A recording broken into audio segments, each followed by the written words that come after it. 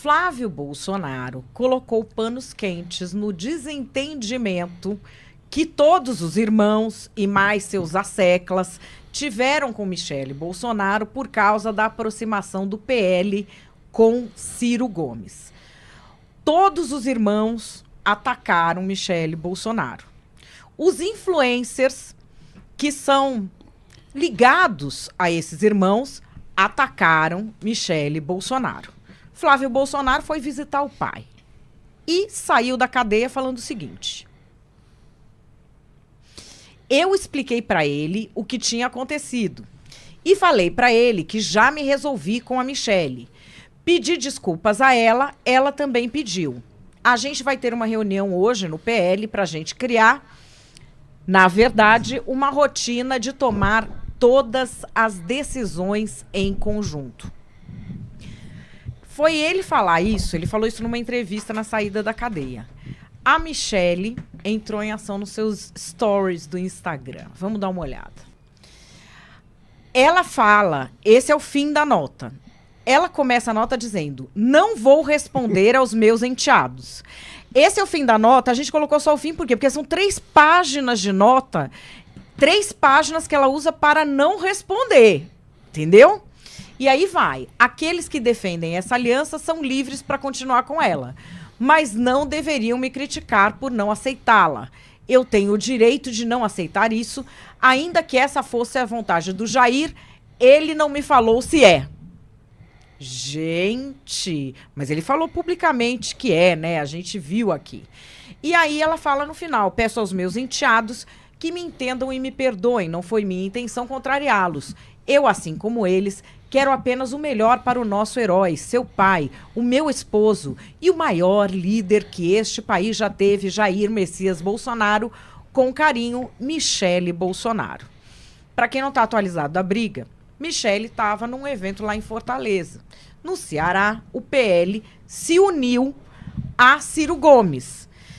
E a Michele, nesse evento, sem falar com ninguém, foi repreendendo as lideranças locais por terem feito essa aliança. Aí os filhos de Bolsonaro ficaram contra ela, porque o Bolsonaro que mandou fazer a aliança.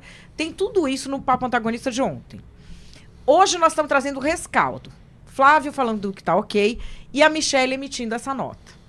Só que, nos mesmos stories do Instagram, em que Michele colocou essa nota pedindo desculpas aos enteados, depois da nota de desculpas, ela postou vários vídeos de Ciro Gomes. Muitos stories. E a gente fez um compacto para vocês verem.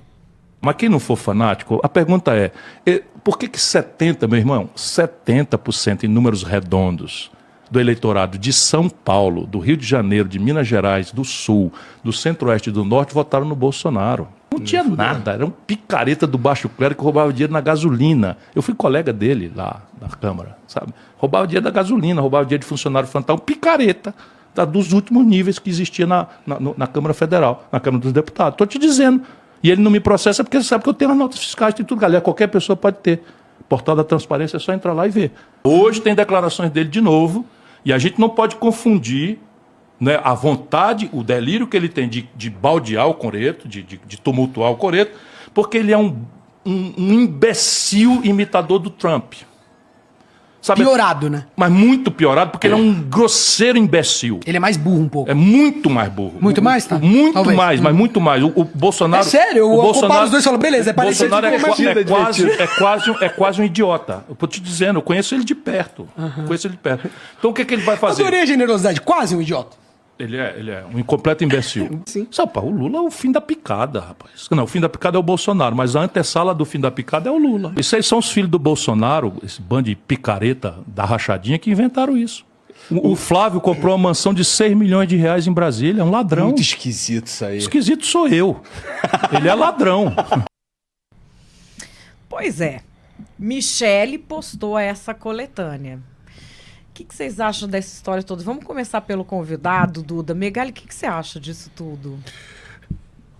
A Michele poderia ter tirado essa partezinha final em que o nome do Flávio é citado, mas não tirou. O conteúdo não ia perder nem um pouco da força, nem um pouco do punch, o recado estaria dado, mas ela optou por manter.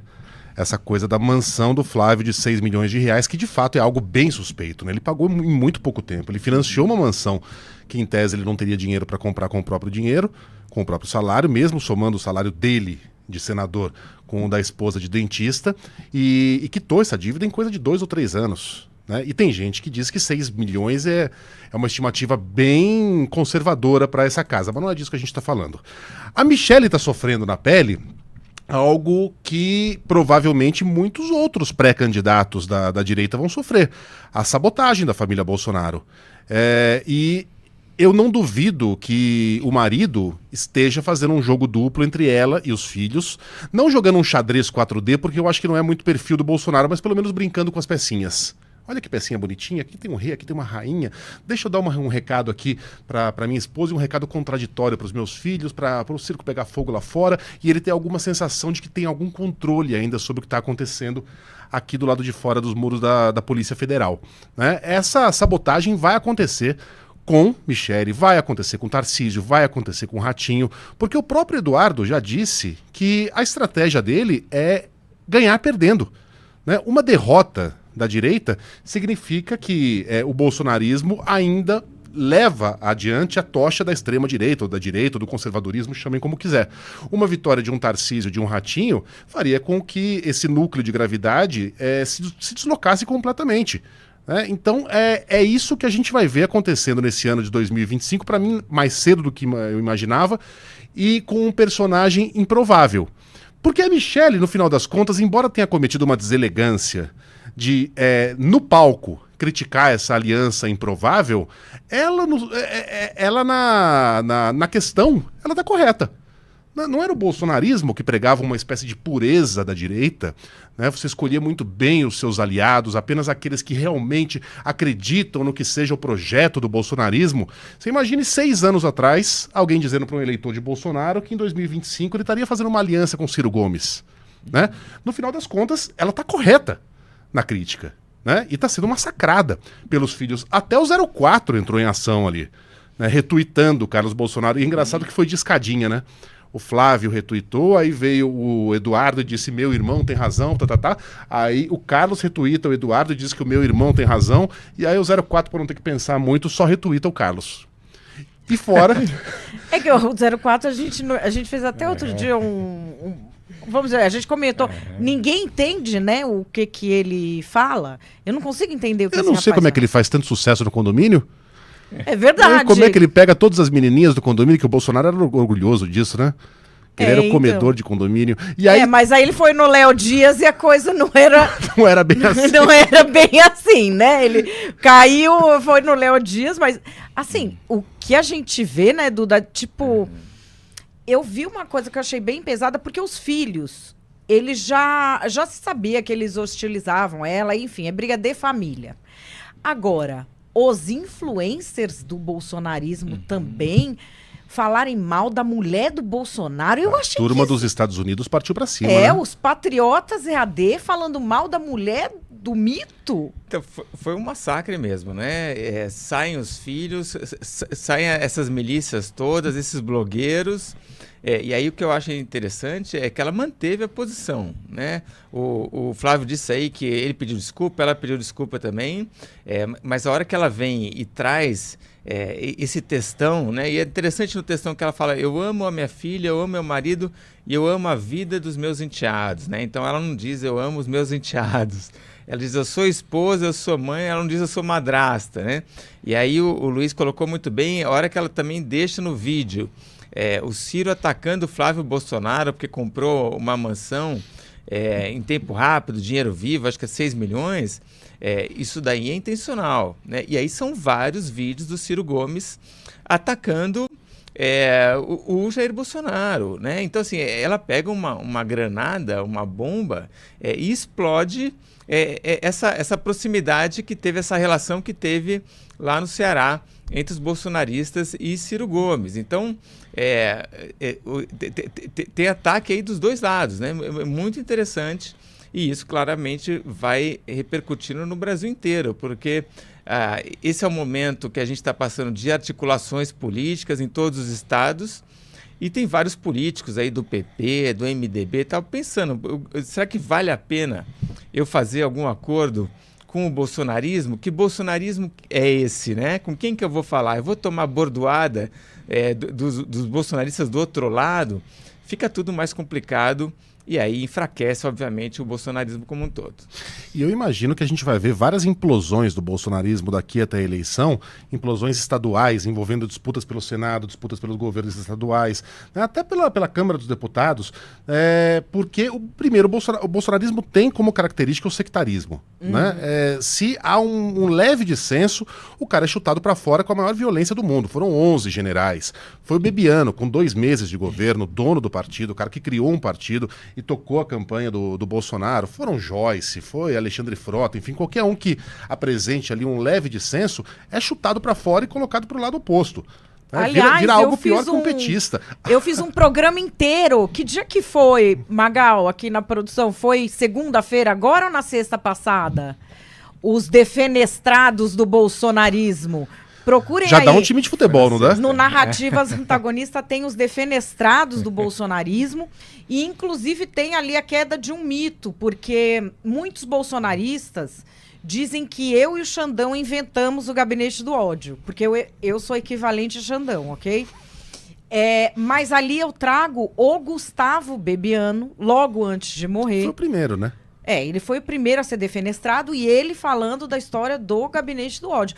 Agora, vocês sabem nessa história toda o que me chama também muito a atenção? Primeiro, uma questão óbvia que é o seguinte: o Bolsonaro só está inelegível por causa de um processo movido pelo Ciro Gomes. Se eu fosse a mulher dele, eu não ia permitir nunca uma aliança dessa.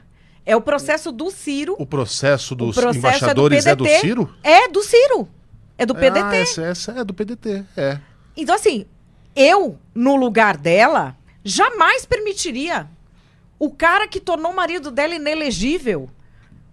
Não tem sentido nenhum No essa mérito aliança. da questão, a Michelle tá certa. Tá. Eu acho que tem algumas linhas que você não ultrapassa. Por mais que a política seja maleável, a arte do possível, a arte do acordo, eu acho que tem algumas linhas que você não ultrapassa. Lembra do mal-estar que a aliança entre Lula e Maluf gerou Sim. no PT? E não acrescenta nada. Não acrescenta É uma nada. aliança que Lula não e vai trazer- Collor. Não, né? não vai trazer nada essa aliança para eles. Ele poderia, para quem não entende de política, você vai ouvir eles falando: não, é porque o único jeito de bater o PT é isso é mentira deles. Isso eles falam para você ter que engolir uma aliança com a qual eles levam outras vantagens. Como que se faz esse negócio em política profissional quando você tem uma aliança dessa e não tem a vantagem envolvida? Caso a prioridade desse povo fosse Bolsonaro, que não é. Não ataca. Faz um pacto de não agressão. Você não sai falando que você fez uma aliança. Você simplesmente não bate no cara ou bate só de muito levinho. O que eles estão falando, na verdade? Rei morto, rei posto. Bolsonaro não manda mais aqui. A Michelle foi lá defender ele. E uma outra coisa que me choca é o seguinte: essa galera não é a defensora da família? Que homem frouxo é esse que todo mundo fala da mulher dele? Você, homem que está assistindo, você deixa o pessoal desrespeitar sua mulher, atacar sua mulher, ficar fazendo rinha de patriota EAD, aí depois vem ataque e enxame nas redes sociais, falando que sua mulher era prostituta. Você permite que façam isso com a sua mulher? Só homem frouxo permite isso. Eu fiquei, assim, eu sempre achei frouxo, vou falar. Sempre achei frouxo porque eu conheço há muito tempo e é frouxo mesmo. Mas essa aí, pra mim, ultrapassou todas as medidas. Um cara que permite que a sua mulher, uma mulher que respeita ele acima de tudo, defende ele em tudo, ficou nos momentos mais constrangedores da vida pública dele, ali com um sorriso, falando bem dele, aguentando desaforo de enteado, deixar falar dessa mulher. Olha, eu não me conformo. Vocês deixam falar de mulher de vocês desse jeito? Não, eu acho que você tem razão. Numa família normal, o pai tem que dar um puxão de orelha em todos os filhos, né? E apoiar a esposa. Eu acho que é por aí mesmo, Madá. E o que você falou, eu acho que também concordo com você, que a gente está ainda muito no começo, né, de qualquer pré-campanha ali para o governo do Ceará. E aí tem, sim, o Ciro Gomes aparece bem nas pesquisas contra o Eumano de Freitas, que é o governador do PT e que quer tentar a reeleição. Agora, precisa que o PL agora vá lá já e apoie o Ciro Gomes? Não precisa, né? Você pode fazer esse pacto de não agressão, aguardar um segundo turno, e aí você faz um combinado, né? Tipo, a gente te apoia agora e depois a gente ganha um cargo, qualquer coisa desse tipo. Agora é precipitado, desnecessário. E aí a Michele tem sim razão. O trecho da carta da Michele que pulou aos meus olhos foi esse aqui, Madá. No evento, vi nos olhos... Ela tá falando do evento em que ela deu a escovada lá nos caras que estavam anunciando o apoio com a aliança com Ciro Gomes. No evento, vi nos olhos do povo que ama Bolsonaro o mesmo desconforto. Ela tem razão aqui. Né? Isso, obviamente, causa desconforto no eleitor do Bolsonaro. E insatisfação que eu sinto. Penso que derrotar o PT dessa forma seria o mesmo que trocar Joseph Stalin por Vladimir Lenin. Michele, essa é uma boa troca. O Stalin pode não ser o ideal, mas essa é uma troca que você devia fazer. Mas e eu fico pensando do ponto de vista do Ciro. Como é que ele vai explicar para os eleitores? Ele já deu uma aproximada, né, ao Bolsonaro no final da campanha de 2022. Ele já deu umas piscadelas que para a gente soavam estranhas, né? Porque o Ciro, até então, ele era um cara que circulava ali por todos os recortes da esquerda. Mas como é que ele vai explicar esse cavalo de pau? Essa aliança com o PL no próprio Estado? Eu acho que ele vai continuar falando mal do Bolsonaro. E isso é uma forma dele reafirmar a dominância dele. Dele reafirmar que ele está acima dos dois. Porque ele vai obter o apoio, mesmo falando mal. Eu acho que é mais uma coisa regional, daquela briga dele com o irmão, que rachou. Primeiro eles racharam com o PT, depois eles racharam entre irmãos. Isso é uma baita demonstração de poder. Se pegar uma das maiores forças políticas do Brasil, que só tem duas grandes, são o Lula e o Bolsonaro, e o cara vai te apoiar mesmo você falando mal dele. Ele falou mal do filho do Bolsonaro ontem.